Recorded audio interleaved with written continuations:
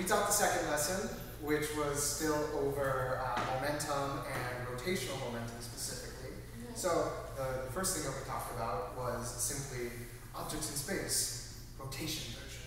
So if Hannah were to have a pole down the center here, and I were to give her rotational momentum, she would continue to spin in that direction until acted upon by another force. And we don't necessarily have to just keep her spinning like this. We could give her short ones, we could maybe give her half. And nor do we have to just catch on the wrist. We could use every other point of her arm or her back as a connection point.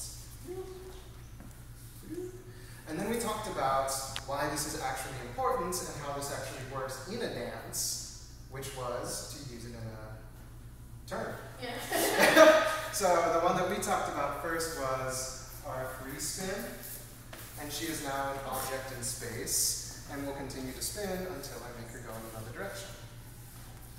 And we talked about two different, when you're spinning clockwise versus spinning counterclockwise. So clockwise, we can always end with a cross hand catch into a rock step. Counterclockwise, anytime the fall is back is towards us, we can catch and step in. And so by using these two ideas and the fact that anytime the follow is spinning, you can send her in any direction as long as you're redirecting momentum, then you can do really cool things like this move here, where we do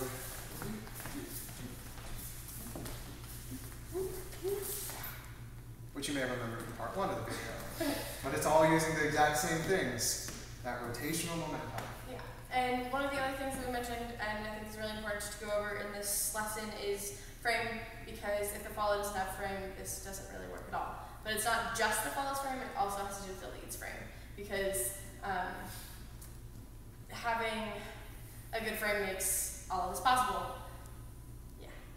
Yeah. So that was our lesson. Yeah. Ta-da!